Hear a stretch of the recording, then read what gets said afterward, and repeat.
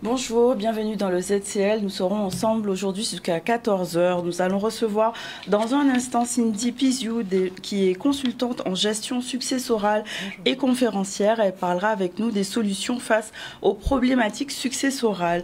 Bonjour, bienvenue. Bonjour. On va commencer avec notre première invitée, Cindy Piziou, qui est consultante en gestion successorale et conférencière. Elle va nous parler des solutions de la collaboration qu'elle propose et comment il peut apporter des solutions aux problématiques d'indivision, entre autres. On va voir déjà une petite vidéo pour introduire le sujet et on va continuer ensemble l'interview.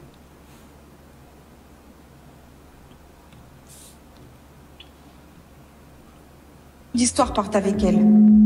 Énormément de familles brisées. De nombreuses personnes endettées car l'héritage n'a pas été préparé. Vous voulez éviter cette situation? Vous souhaitez économiser des milliers d'euros?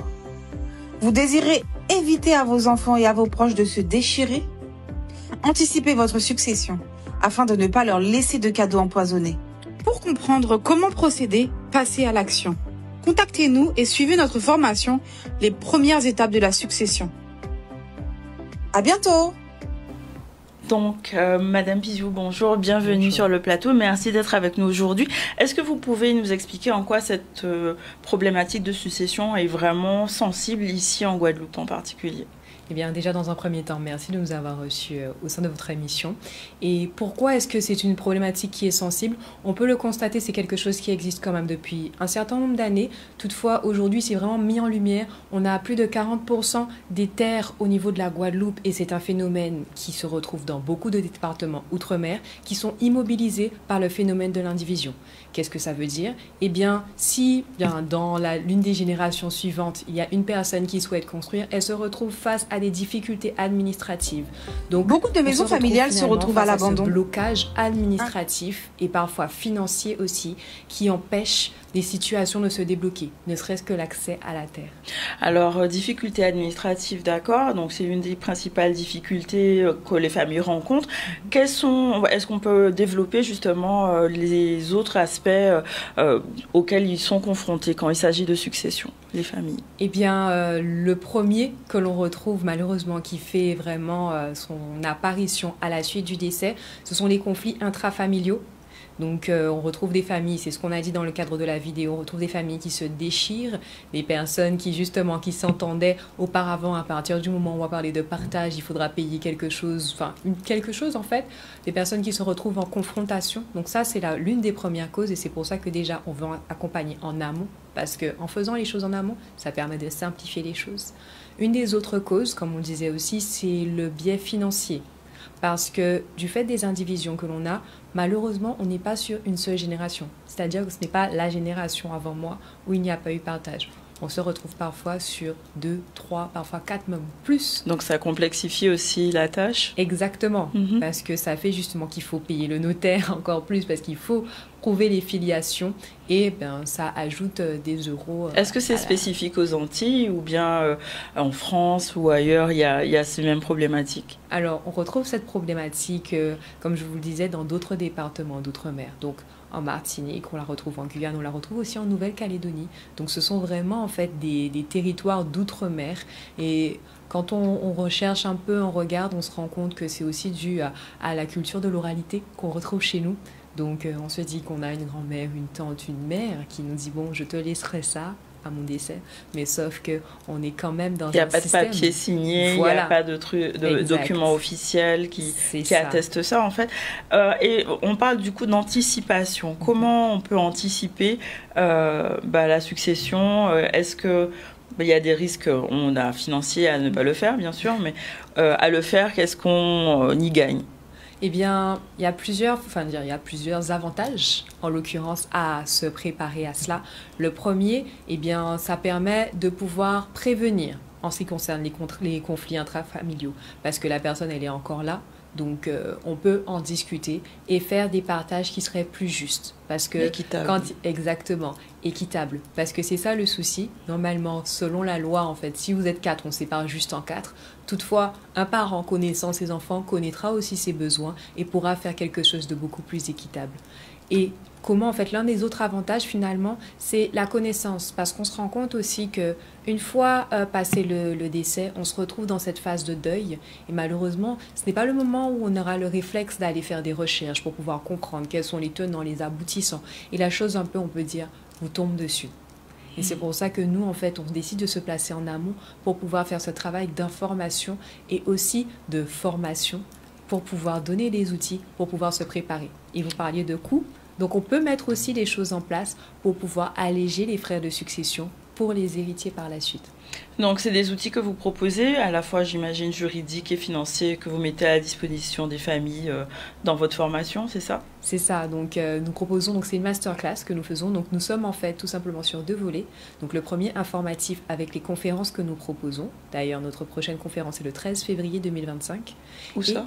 Elle se trouve à l'ARS. Elle se fera à l'ARS. Donc, c'est aux Abîmes. D'accord. Donc, si vous souhaitez vous inscrire, vous pouvez vous rendre sur le site de 2msantilles.fr à l'onglet événements et vous pourrez vous inscrire. Donc, c'est une conférence gratuite dont la thématique sera sur l'indivision.